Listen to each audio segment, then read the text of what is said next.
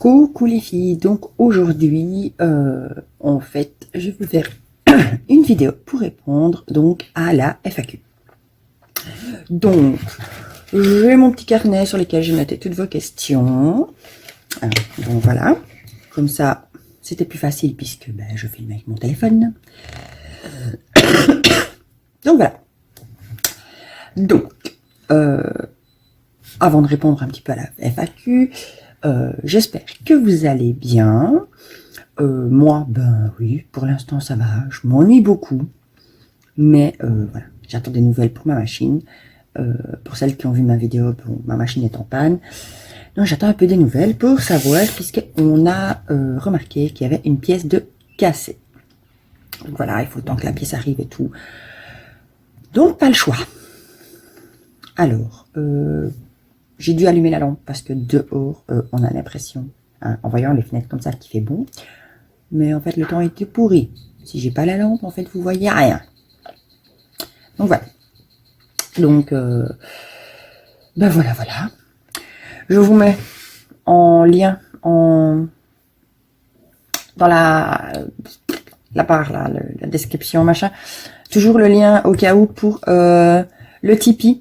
Donc pour celles qui veulent faire des dons pour m'aider à payer la nouvelle machine à coudre. Voilà.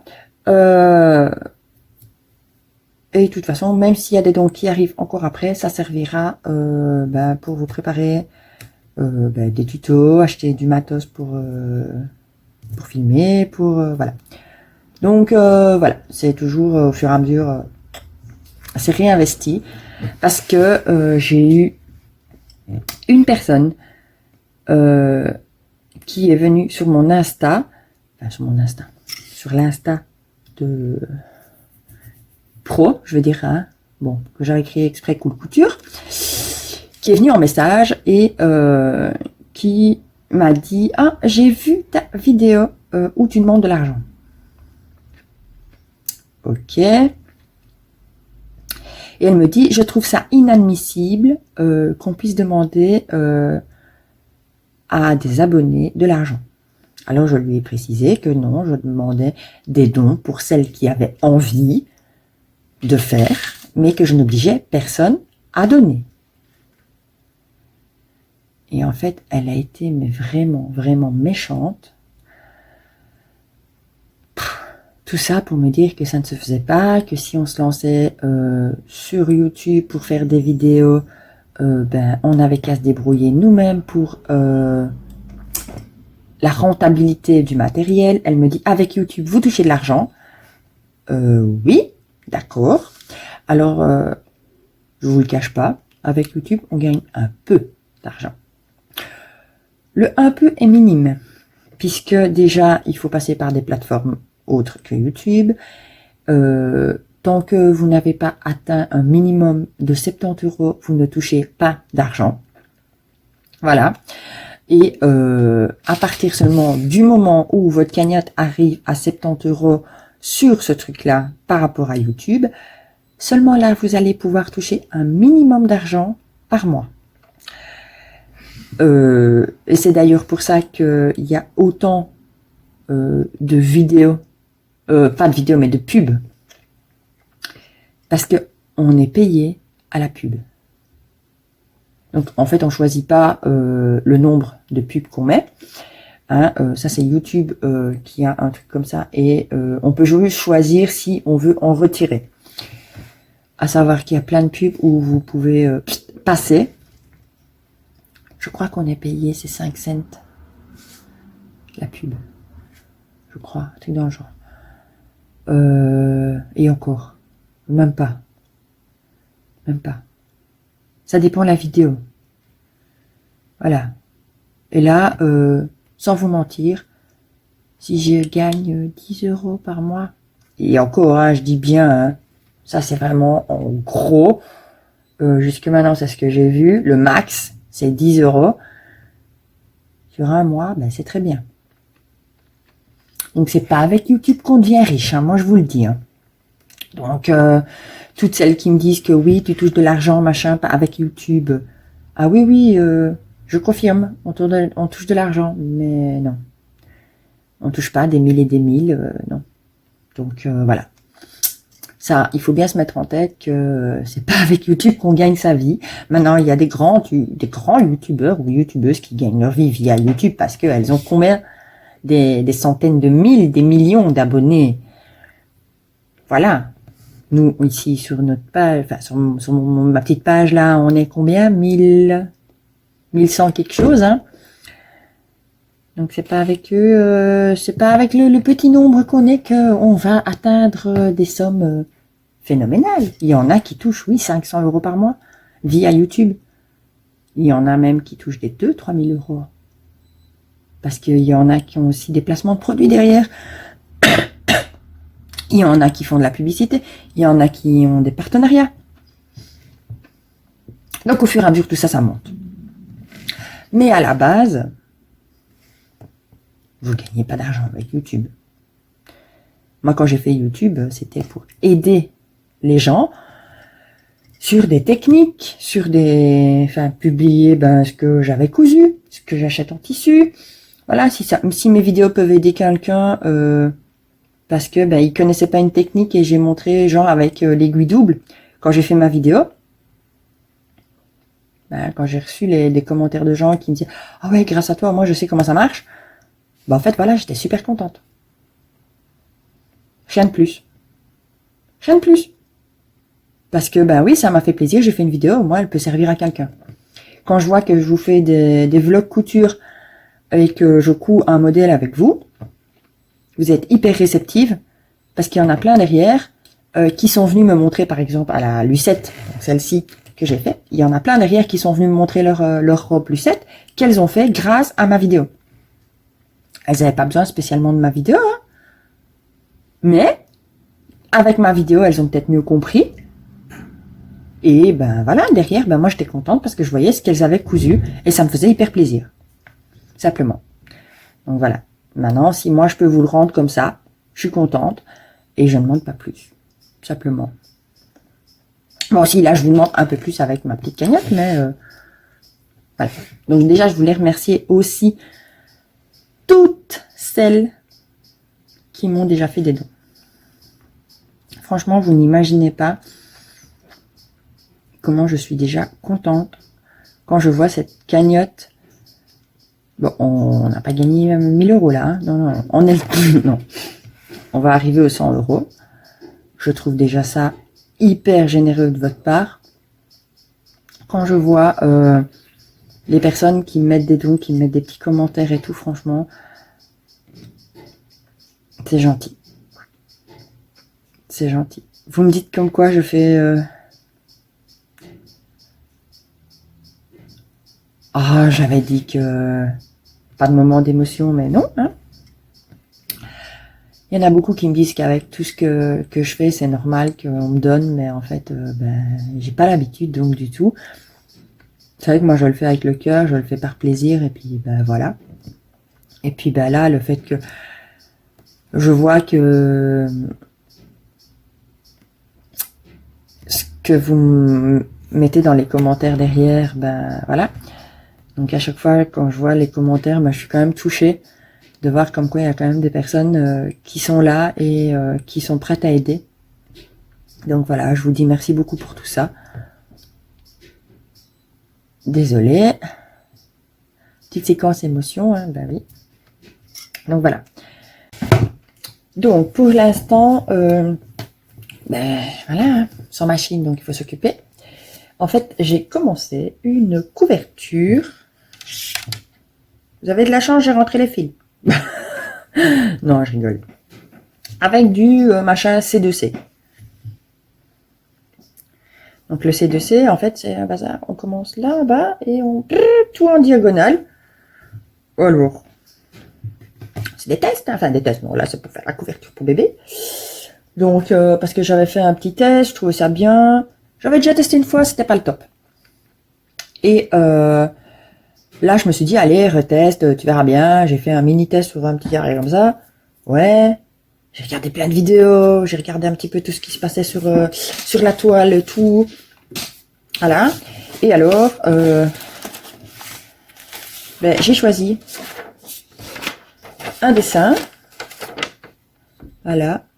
Alors, j'ai passé mon temps avec une feuille quadrillée à faire le dessin. Hein. Enfin, c'est une reproduction, le dessin. C'est pas moi qui l'ai créé. Hein. Ça, il faut même pas rêver. Donc, un petit éléphant. Donc, je m'étais dit pour bébé, ben, ça peut être bien. Voilà. Comme on sait pas encore ce que c'est. Voilà. Et alors, voilà. Il faut suivre à partir de là, machin. Il faut tout le temps faire ça. Et puis, une fois que vous arrivez au dessin, il faut suivre à chaque fois vos rangs. Monter, descendre, monter, descendre. Et alors, en fait, je mets ça dans une pochette plastique. Vous voyez, là, on voit des petits traits. En fait, les petits traits,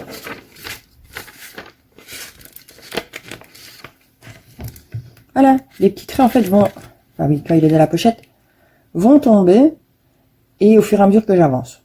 Donc, je fais des petits traits, machin. Donc, j'ai pris une pochette bêtement plastique, et alors, je prends un marqueur pour tableau blanc. Parce que je voyais les filles, en fait, sur leurs feuilles, qui font tout plein de bazar. Mais je me dis, oui, mais si après, on veut réutiliser le dessin, il va falloir le refaire. Non, je voulais pas. Alors, en fait, ben, les dessins, c'est pas compliqué. Hein. Il y en a plein sur Internet. Vous savez en sortir plein via des logiciels qu'on a tous, je pense, genre Excel, machin, tout ça. J'ai pas trop compris. Donc, moi, j'ai juste pris, j'ai vu le dessin.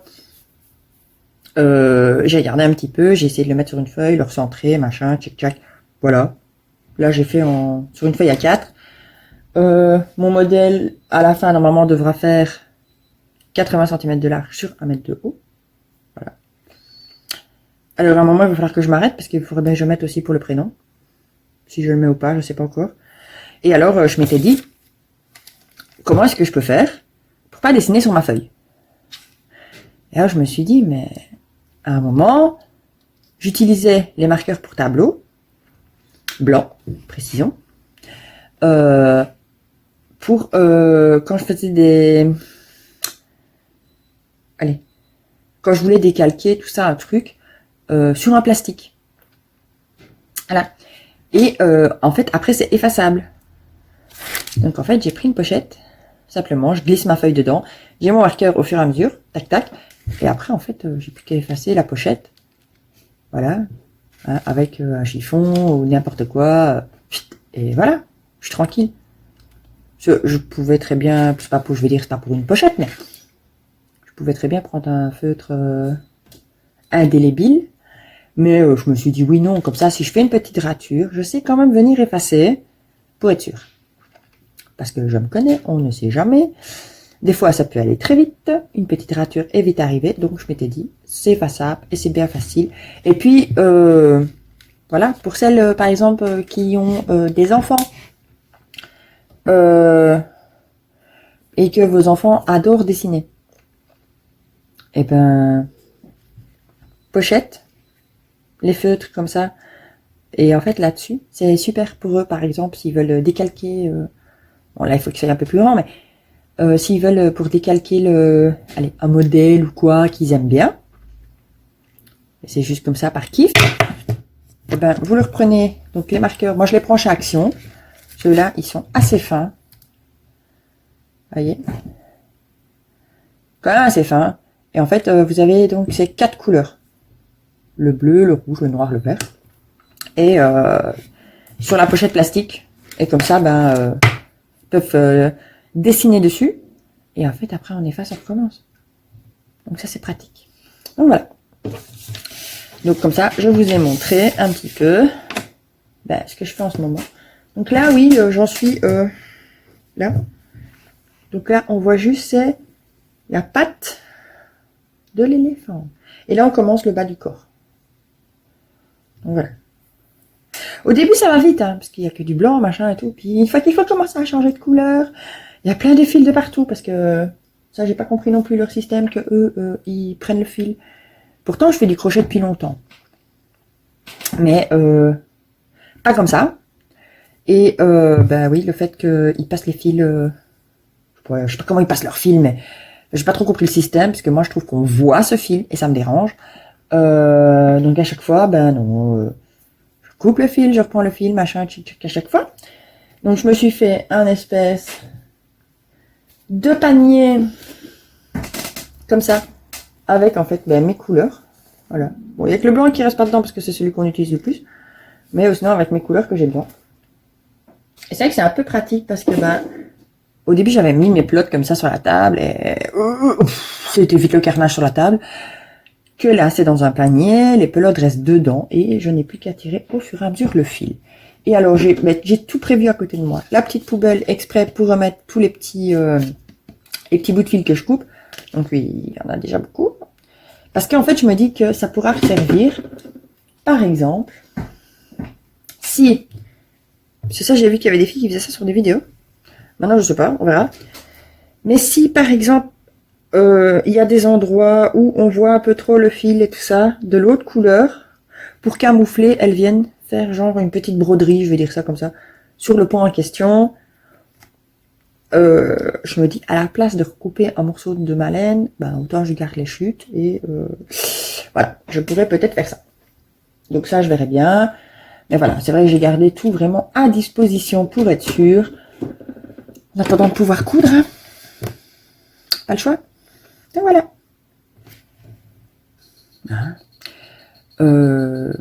Donc, je vais répondre à toutes les petites questions. Il y aura sûrement des doubles.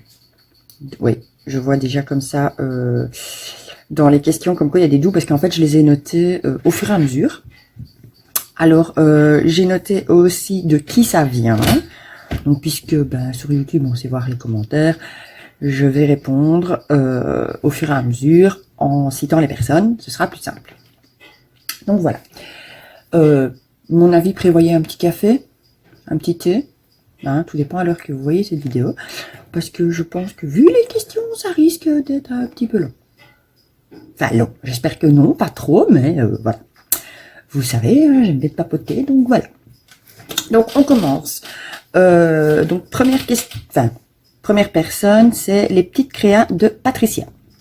Donc, Patricia m'a demandé, depuis quand couds-tu? Alors, je couds depuis 2016. Mais j'avais fait des petits trucs avant, genre à l'école, mais bon, à l'école, ça me plaisait pas. Mais voilà. La prof était pas top, donc voilà. Mais désolée pour les bruits dehors de tondeuses et tout ça. Ils sont en train de passer partout sur les sites ici. Donc voilà. Donc depuis 2016, je couds vraiment, vraiment. Donc qu'est-ce qui m'a donné envie de coudre? Alors, ce qui m'a donné envie de coudre, c'est simplement le fait que dans les grandes surfaces, dans les magasins de vêtements, habituellement, on trouve pas spécialement sa taille. J'avais toujours ce problème avec mes pantalons qu'il fallait que je reprenne. Parce que mes pantalons passaient nickel au niveau des hanches, mais alors au niveau de la taille, j'avais des centimètres en trop. Donc à chaque fois, je me devais mettre une ceinture et tout, et des fois ça peut être très très gênant une ceinture. Donc, ils sont avec leur tracteur là à côté. Donc en fait à chaque fois je passais mon temps à mettre un élastique dans le dos. Donc ça fait un effet froncé, mais au moins j'étais plus obligée de mettre une ceinture. Donc voilà. Et puis souvent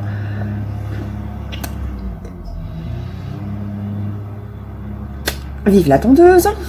Donc souvent j'avais le problème aussi avec des robes où j'avais des soucis au niveau de la poitrine parce que j'essayais la robe, alors au niveau de la poitrine c'était bon, mais alors le reste ça faisait sac à patates. Donc en fait à chaque fois que j'allais dans les commerces de vêtements, je passais des heures et des heures et en fait il n'y avait rien qui m'allait, des trucs basiques ça passe, mais le reste ça passait pas. Alors question suivante. Alors, la question suivante, c'était « As-tu appris toute seule ?» Oui, j'ai été obligée de faire pause, la tondeuse juste en bas. Vous avez... si j'aurais continué, on n'entendait plus rien. Alors, oui, j'ai appris à coudre complètement toute seule. Au début, je me suis beaucoup documentée. J'avais trouvé des petits livres, voilà. sur lequel ben, je m'étais un peu documentée et ben voilà, j'ai regardé au tout début énormément de vidéos via YouTube. Donc j'ai également lu beaucoup de choses sur internet par rapport à la couture, machin, comment faire certaines choses. Voilà. J'avais vraiment envie de savoir à l'avance, sans le faire, certaines choses. Simplement. Et voilà, au début, c'est vrai que je m'étais dit, oh là là, ça a l'air compliqué. Et puis, au fur et à mesure, ben, on teste, hein, et après, ça va. Bon. Mais bon, c'est vrai qu'au début, c'est pas évident.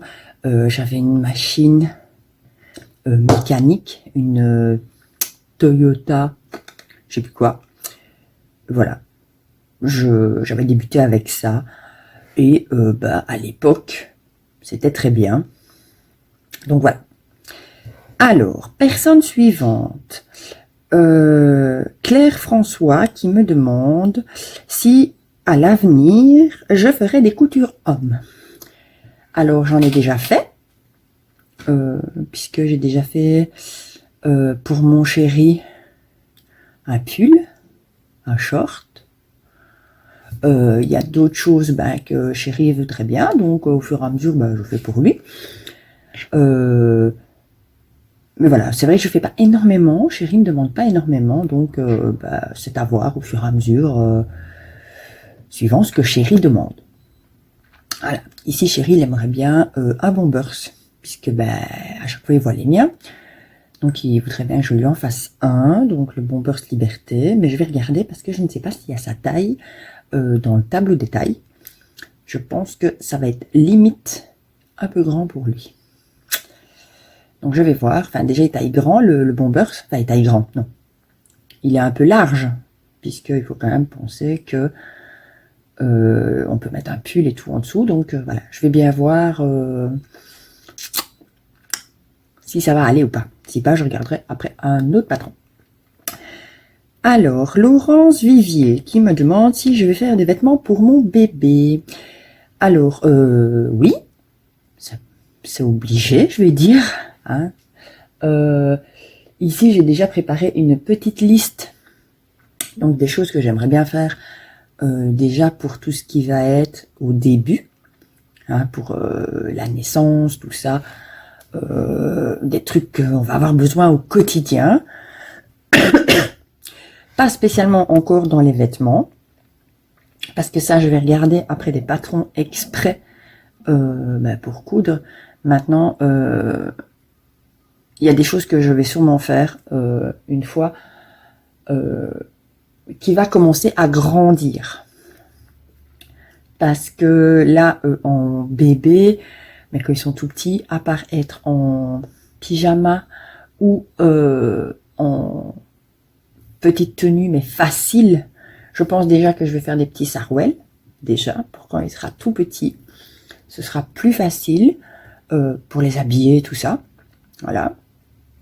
Maintenant, voilà, à voir les hauts, ce que j'ai dans les patrons déjà de bébé, parce que j'ai déjà commencé bien sûr à regarder, hein. Après déjà des patrons gratuits et des patrons que j'aurai dans mes livres, parce que j'ai un livre spécial bébé de chez Burda, il me semble. Donc voilà, je regarde déjà un petit peu, j'ai encore un peu de temps devant moi, et pour ça il faut que je récupère de toute façon ma machine. Bon, je crois qu'une fois qu'elle va être de retour, je crois que je vais carburer un petit peu, ne serait-ce que pour moi, puisque ben pour le moment je n'ai que 2 robes Lucette, donc j'en porte encore une aujourd'hui. J'avais transformé 2 leggings, mais c'est limite, donc voilà, j'aimerais bien en refaire d'autres.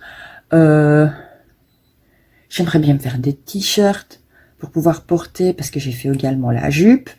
Voilà, j'ai plein de petites choses déjà qu'il faut que je couse pour moi, pour être à l'aise pendant la grossesse, puisque bon, mon ventre commence déjà à bien s'arrondir. Donc voilà. Après, ben, j'aimerais bien aussi attaquer pour bébé, donc ce qu'il y a à faire. Parce qu'il y a plein de petites choses que j'aimerais bien faire pour quand bébé arrive. Parce qu'il y a des choses qui vont servir pour quand il va être là directement les premiers moments. Donc voilà. Alors, ensuite, couture by Lisby. Je me suis pas trompée, hein. T'as vu, j'ai pas dit Sylvie, j'ai dit Lisby. Hein. Alors, depuis quand coutu, j'ai répondu, 2016. Comment as-tu découvert la couture? Alors, comment j'ai découvert la couture? En fait, j'avais fait à l'école, j'avais une fois par semaine un cours de couture. Bon. On avait fait une trousse qui nous servait de genre de trousse pour mettre notre matériel et tout ça. Matériel, on n'avait pas grand chose. Hein. À l'école, on avait des trucs hyper basiques et c'était pas le top. Et alors, on nous avait demandé aussi de faire un pantalon pour notre projet, qui comptait pour l'examen là de fin d'année. Oui, oui. C'était pas évident, hein, parce que quand vous avez 1 heure de cours par semaine, donc il y avait plein de défauts, machin et tout. Puis la prof, bof. Hein, c'était une couturière aguerrie, alors quand on lui demandait des trucs, des fois ça l'ennuyait de répondre et tout, mais bon, voilà. Et en fait, j'ai toujours vu également ma maman coudre quand j'étais plus petite, puisque ma maman a fait des études là-dedans, donc voilà. À l'époque, c'était comme ça, hein. Et maintenant, elle coud quasi plus. De temps en temps, elle fait un relais de rideau ou elle change une tirette, mais voilà, basique. Elle fait plus rien. Que avant, elle faisait ses rideaux, elle faisait le bazar qu'on mettait au-dessus du rideau, elle faisait les abat-jours de la lampe et tout. Tout était dans les mêmes tons. Voilà, bon, c'était l'époque. Hein. Donc voilà. Et en fait, je vais dire. J'ai pas toujours été baignée là-dedans, mais ma grand-mère était tricoteuse. Donc elle ne faisait que ça. Donc elle tricotait, elle crochetait toute la journée. Donc je vais dire, voilà, tout ce qui était un petit peu des trucs pour les habits et tout ça, j'avais tellement l'habitude. Maintenant, au fur et à mesure, voilà, j'ai quand même découvert la couture beaucoup de moi-même, puisque c'est au fur et à mesure de voir dans les magasins que ça n'allait pas, que je me suis dit, je vais me tenter de faire des trucs, ce sera plus simple. Mais j'ai pas commencé au départ par la couture, j'ai commencé par le crochet. Puisque bon, le tricot, c'est pas pour moi, ça ne va pas. J'ai commencé par le crochet. Je m'étais fait des pulls, non. C'est pas spécialement des pulls, c'est plus un style de gilet. C'était avec des carrés granits, là, je sais plus quoi. Et ça fait des espèces de gilets. Je les mets toujours, plus l'été, puisque voilà, c'est des trucs avec des courtes manches et tout. Je mets plus ça l'été quand il fait un peu froid le soir, simplement. Et puis, au fur et à mesure, j'ai découvert la couture à force de me renseigner et voilà. Alors, ici, j'ai Brigitte Delso, voilà, qui me dit que souvent, il reste des chutes de tissu, que beaucoup proposent des accessoires, des trousses, des chouchous, etc. Et elle me demande si j'aurais d'autres idées. Donc, oui. Alors, on peut faire. Les chouchous, c'est, voilà. Maintenant, on peut faire une variation du chouchou. On voit beaucoup ça pour l'instant, c'est le chouchou avec des... Comment appeler ça? Moi, j'appelle ça le foulard chouchou, avec les deux pans qui retombent. On faisait ça à une époque, on achetait beaucoup des trucs comme ça, où on mettait carrément un foulard dans ses cheveux, machin, on faisait un nœud. Maintenant, ça revient à la mode. Donc, à la place du chouchou, on peut peut-être essayer de faire le foulard chouchou, simplement. On peut s'en servir aussi pour tout ce qui est doudou. Voilà, suivant les matières qu'on a. On peut regarder pour avec les chutes, peut-être associer tout ça pour faire des doudous. On peut faire aussi des associations pour faire les serviettes de table, pour faire des... des sets de table. On peut faire également des habits de poupée, simplement. Voilà. Si vous avez énormément de chutes, suivant les chutes, hein, vous pouvez regarder par exemple pour faire des plaids en patchwork comme ça.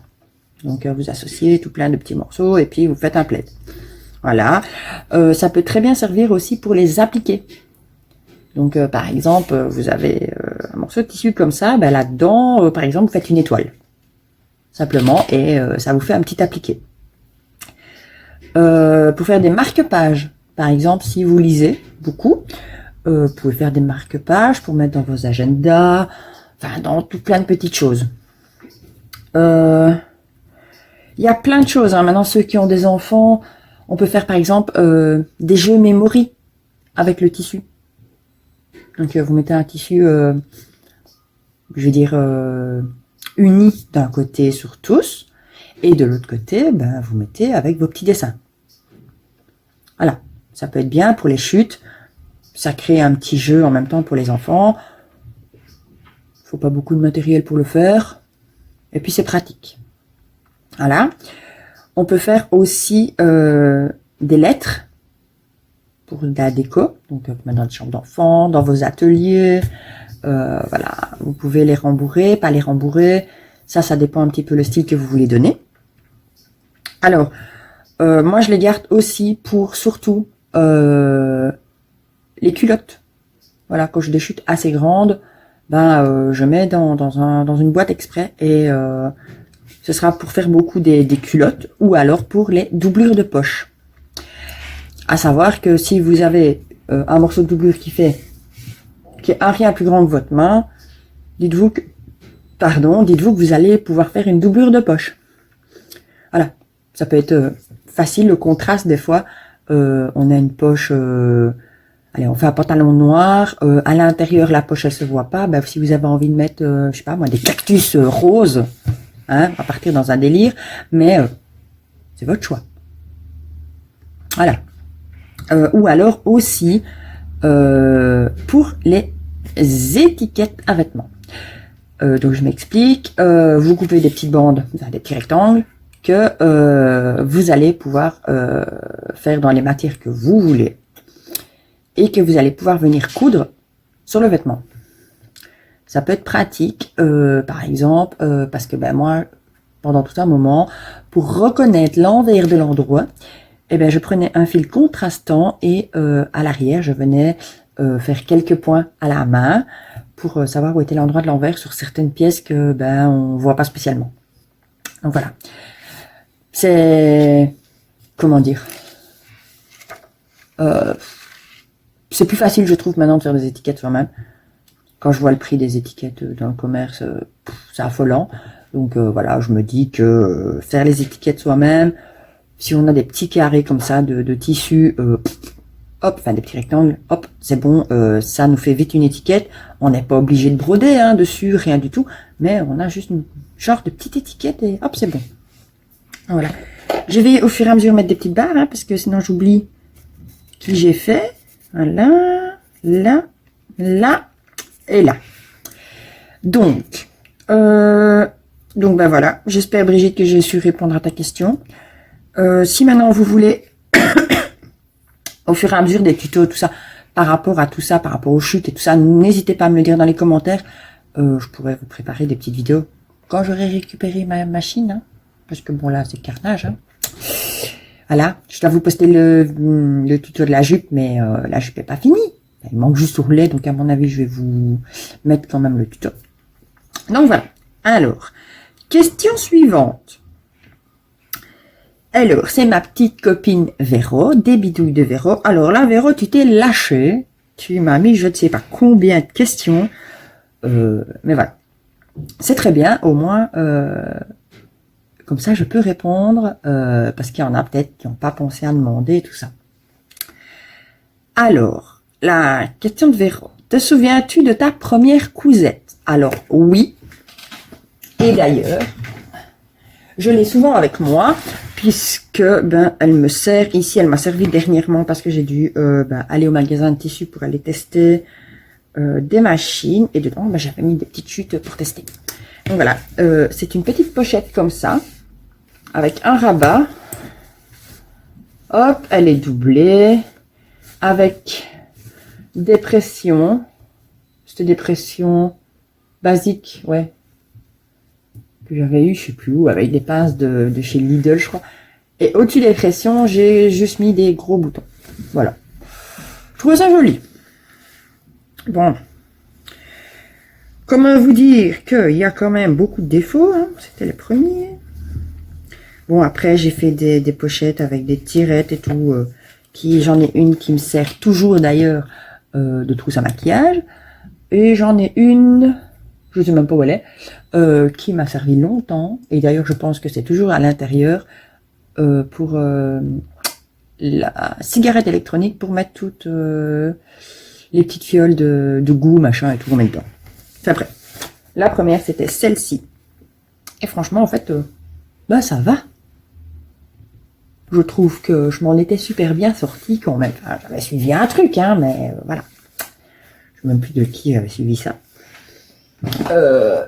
Et après, j'avais tenté, donc j'y connaissais rien en tissu, j'avais tenté de faire un espèce de kimono qui servait de peignoir et tout. Alors j'avais acheté un tissu, je ne sais même plus dans quel magasin, qui m'avait été conseillé par la vendeuse pour faire ce genre de vêtements. Donc déjà, il fallait quelque chose qui n'était pas extensible. Ok. Alors elle m'a dirigé vers du satin. Enfin, un genre de satin polyester. Bazar. Le truc, c'était une super merde à coudre. Pas compliqué. Voilà. Alors, il n'y avait pas de patron. C'était un truc qu'il fallait faire un rectangle et puis venir couper. Alors, le truc, je crois que je l'ai toujours quelque part. Je crois, je suis pas sûre. J'avais mis à cette époque-là du ruban satiné que j'avais acheté. Je crois que c'était dans un style de bric-brac.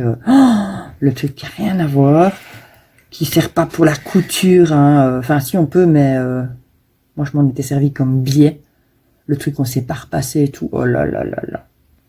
Un petit peu le carnage. Mais bon. Et après, je m'étais lancée, j'avais trouvé un patron gratuit sur Makerist. Ouais. Et là, je m'étais lancée dans une robe en jersey. Alors, la fille qui débutait en couture, qui faisait plein de conneries, ben, ma robe, je l'ai toujours. Je la porte encore.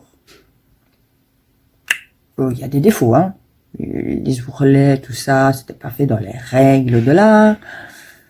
Mais, ma robe, je la porte toujours. J'ai toujours le patron PDF, parce que c'est un modèle de robe que j'aime vraiment bien. J'ai fait plein de modèles différents de cette robe. Donc voilà. Alors, question suivante. Coutu aussi pour ta famille, parents, mari, fils? Ben, oui et non. Donc pour mon chéri, oui, quand il me demande. Mon fils, voilà. Lui, il veut rien savoir. Pourtant, je lui dis, mais tes suites, je pourrais très bien te les faire. Oui, mais non. Ok. Surtout qu'il met des suites hyper basiques, dans des couleurs hyper simples, unies. Je lui dis, mais ça, c'est pas compliqué. Oui, mais non, maman. Ok. D'accord. Je lui dis des t-shirts, non? Oui, mais non, maman, te prends pas la tête. Regarde le prix du tissu pour le t-shirt. Je dis oui, et? Oui, mais maman, je les achète chez Primark à 2,50 €. Ok? Que dire à ça? Que maman l'aura fait elle-même et que ce sera mieux pour toi, mais il veut pas. Donc voilà. Les pantalons. Il a hyper dur avec les pantalons. Et je lui dis, parce que mon fils ne veut que des jeans avec des tirettes. Mais dans le commerce, on ne trouve bientôt plus de jeans avec tirettes. On trouve avec boutons. Et je lui dis, ben, ce sera l'occasion à maman de t'en faire. Oui, mais il va falloir trouver le modèle. Ok, donc j'avais déjà dans l'idée d'acheter le livre spécial jeans pour faire des jeans à tout le monde et à moi aussi. Donc peut-être que il voudra peut-être bien à ce moment-là, on ne sait jamais. Mais pour la famille, ben ma mère, qu'est-ce que je lui ai fait? Ah, le turban pour les cheveux. Mais globalement, non, c'est beaucoup pour moi, pour la maison, quand il faut des petites choses, tout ça. Quel temps passes-tu à la couture? Ah ben ça dépend des jours. Parce qu'il y a des jours où je peux passer énormément de temps. Donc je vais commencer direct le matin, en cours en pyjama des fois, si je veux vraiment finir un projet. J'avance directement en me levant. Et des fois, j'ai pas envie de coudre, mais des fois, c'est vrai que je vais commencer dès le matin, je vais finir ce que j'avais à faire, après je vais enchaîner sur un autre truc, je vais vite décalquer un patron, hop, je vais vite coudre. Ça dépend un petit peu, et des fois, je peux rester jusqu'à très tard dans la nuit pour coudre. Mais bon, le bruit des machines et tout, c'est limite pour les voisins et pour ceux qui dorment. Alors, as-tu des copines couturières proches de chez toi? Alors, au fur et à mesure sur YouTube, je découvre comme quoi j'ai des abonnés qui cousent, qui n'habitent pas très loin, mais aussi non, vraiment des copines, non. Voilà. Déjà de base, j'ai pas spécialement beaucoup de copines, et couturières, encore moins. Des fois c'est dommage, hein, mais j'en ai quelques-unes, mais qui n'habitent pas près de chez moi. Donc voilà. Alors, aimerais-tu créer tes patrons? Alors oui, j'aimerais bien créer moi-même mes patrons. Voilà. Parce que maintenant, il y a plein de créateurs de patrons. Et des fois, on trouve pas ce qu'on veut. Mais voilà, c'est vrai que j'aimerais bien créer mes patrons. Mais pour ça, c'est toute une formation derrière. J'ai déjà essayé de me documenter avec des livres par rapport au patronage. Donc voilà, j'apprends au fur et à mesure. Hein, quand j'ai un peu le temps, je lis énormément là-dessus. J'ai déjà testé de faire le patron de base. Voilà. Ça allait, le patron de base. Hein. Maintenant, c'est beaucoup de modifications derrière, savoir comment patronner exactement les trucs qu'on veut, tout ça. Donc c'est du taf. Donc voilà. Mais oui, j'aimerais bien. Maintenant, c'est sûr que si j'ai dans mes connaissances quelqu'un qui sait patronner, ce serait vraiment le top. Comme ça, elle pourrait m'apprendre et tout ça. Mais voilà, je me dis que si maintenant je fais des patrons, j'aurais peut-être pas le temps de beaucoup coudre. Ça risque un petit peu d'être le bazar. Surtout avec le bébé qui risque d'arriver après. Donc voilà. Alors, vas-tu faire le trousseau de ton bébé? Alors, Véro, je sais pas qu'est-ce que tu veux dire par trousseau. Le truc complet là, avec les lingettes, les essuies, bazar, pyjama, tout ça. J'ai dans... Alors, par rapport au bébé, il y a beaucoup de choses que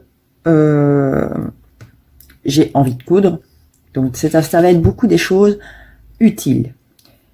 Parce que j'ai remarqué quand j'ai eu mon premier, bon, c'était il y a déjà un petit moment maintenant, hein. Bon, il a 18 ans, hein. Un petit café, hein, parce que bon. Je parle, hein, mais je m'assèche la bouche. Donc en fait, j'avais acheté plein de choses à cette époque-là. C'était le premier, tout ça. On achète blindé. Et en fait, il y a blindé que je me suis pas servi. Et il y a des choses que j'avais pas achetées qui m'auraient été utiles. Donc voilà. Donc ici, il y a plein de choses que je vais faire, mais ce sont des choses utiles. Donc c'est des choses que je vais utiliser, que j'aurai besoin. Le reste, je vais soit pas l'acheter, soit pas le coudre, parce que ça sera pas utile. Donc voilà, il y a plein de petites choses comme ça. Mais oui, j'aimerais bien faire quand même un maximum de choses. Bon, maintenant, faire des serviettes moi-même, je pense pas. Hein, une cape de bain, peut-être que j'en ferai une pour le kiff, la cape de bain. Mais ou sinon, non, c'est pas des choses genre grande toilette, machin, j'ai pas besoin. Voilà. Maintenant, oui, je vais faire un style de lingette. Au moment de le débarbouiller, tout ça, ouais, c'est la débarbouillette, voilà, celle où on sait mettre la main. Donc ça, je vous ferai peut-être même un tuto. Voilà, pour le débarbouiller, tout ça. Mais voilà, il y a des choses que je vais pas coudre, il y a des choses que oui, je vais coudre. Voilà. Maintenant, c'est sûr que je vais pas faire une garde-robe 100% maison, puisqu'il y a tellement de choses pour enfants. Et puis, vu comment ça grandit vite, voilà.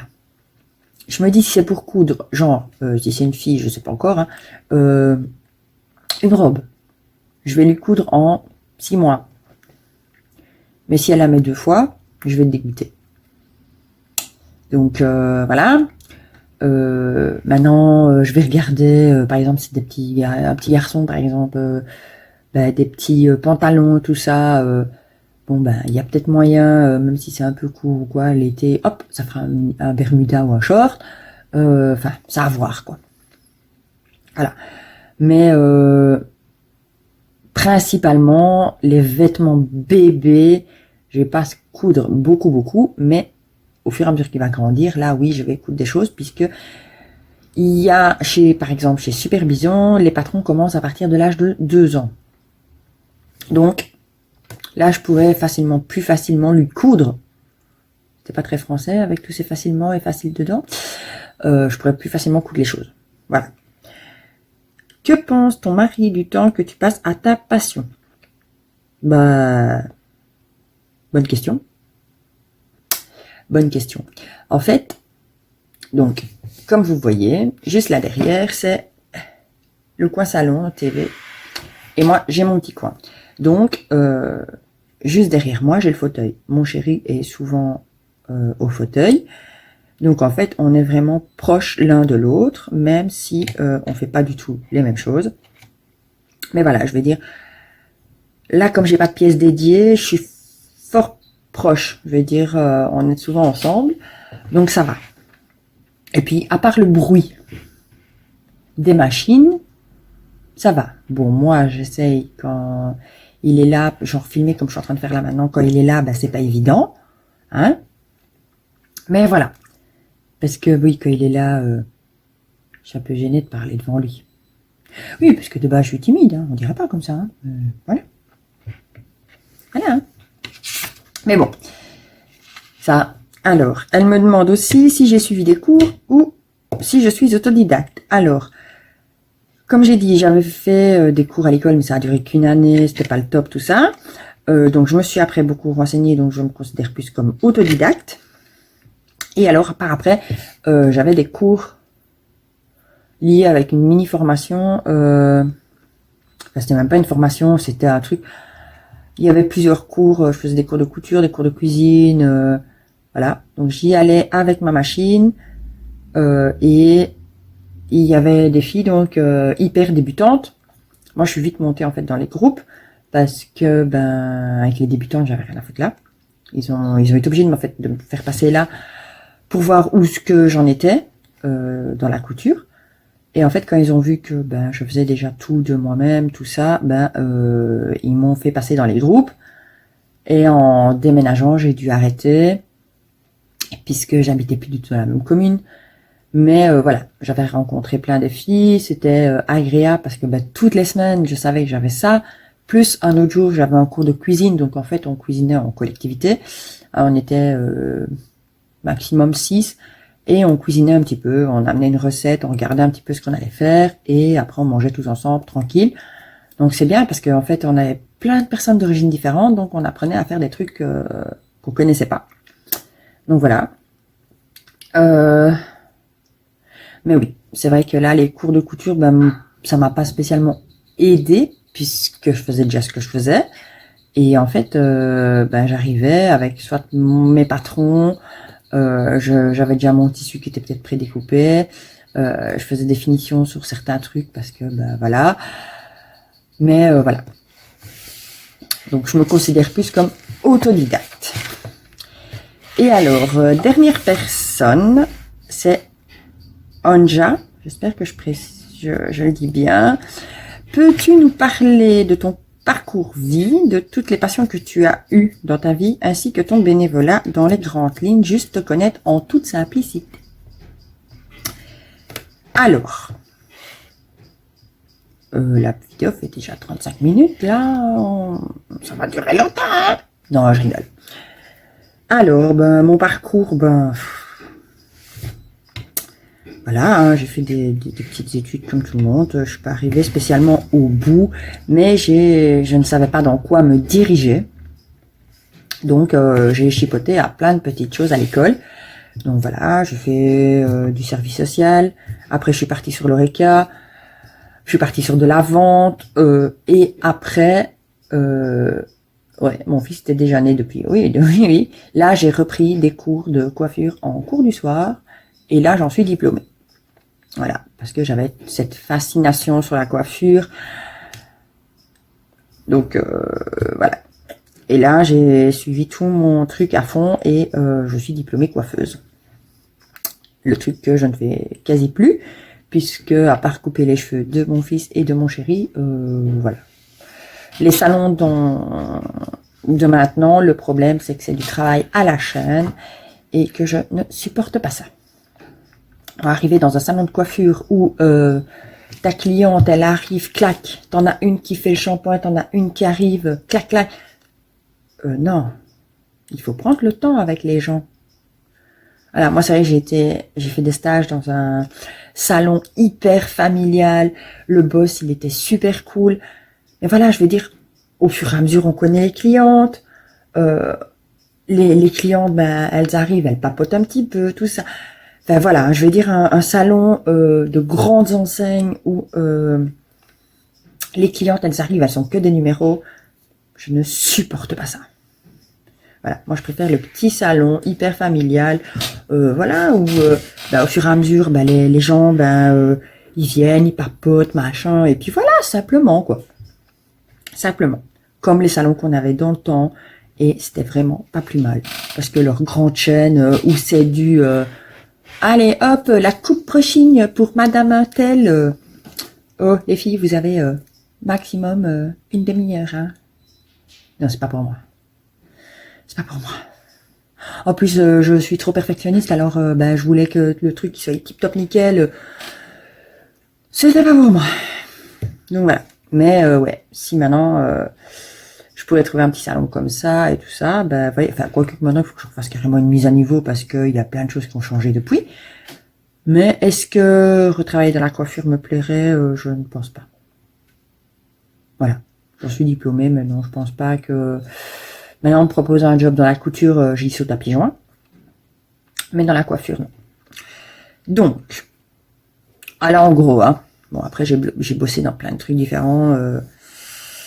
Donc, voilà. Alors, les passions que j'ai ou que j'ai eues. Comment dire? Pendant tout un moment, je faisais du crochet. Ça, je fais encore, hein. Comme vous avez déjà pu voir sur certains vlogs, sur la chaîne, tout ça, dans les podcasts. J'ai fait aussi les perles à repasser, là. Ça me passait le temps. Bon, c'était pas une passion. Quoique, que si, je passais mon temps à faire des dessous de verre pour tout le monde, en fait. Après, j'ai fait aussi des bijoux. Et des trucs hyper basiques. Et j'ai encore du matos qu'il faudrait que je regarde à la cave. Parce que... je crois que c'est Elodie, ouais, qui des fantaisies d'Elodie, qui elle aussi fait des bijoux mais avec des tissus. Et en fait, quand j'ai vu ça, je me suis dit mais c'est bien en fait parce que avec mes chutes que j'ai dans mes simili, tout ça, en fait, je pourrais créer des petites boucles d'oreilles comme je veux et tout. Ça pourrait être joli. Donc voilà. Donc mais ça, il faut que j'aille fouiller à la cave, tout ça après mes trucs. Alors, qu'est-ce que j'ai d'autre comme passion? Et je vais dire, j'ai pas spécialement de passion. À part la couture, mais ça, voilà. Je pense que c'est plus ça qui prend le temps. Parce que, voilà. Bon, maintenant, j'adore aussi à côté faire à manger. Voilà. Enfin, sauf là, pour l'instant, j'ai pas envie. Oui. Pourtant, j'ai le temps, mais non. Ma machine me manque de trop. Mais ça, voilà, j'adore faire à manger, tout ça. Donc, c'est... je suis la première à aller en cuisine. Si mon fils me dit « Ah, maman, fais pas des gâteaux, machin », je serai la première à y aller. Là, non, hein, puisque j'ai pas... voilà. Mais, voilà, je vais dire pour ça, je me tracasse pas. Et alors, vous parlez de mon bénévolat. Alors, ça, c'est le grand sujet sur la chaîne, puisque j'en ai plein qui me laissent énormément de commentaires par rapport à ça. Donc, il y a maintenant 2 ans et demi, oui. En fait, je faisais partie donc des Gilets jaunes.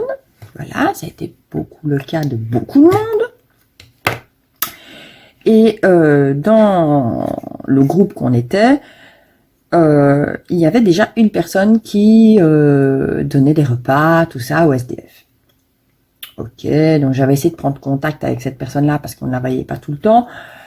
J'avais pas spécialement de réponse, et comme j'habitais en plein centre-ville, ben quand déjà moi j'avais fait de trop à manger, qu'il nous restait, ben j'allais donner au SDF que je croisais pas loin de chez moi.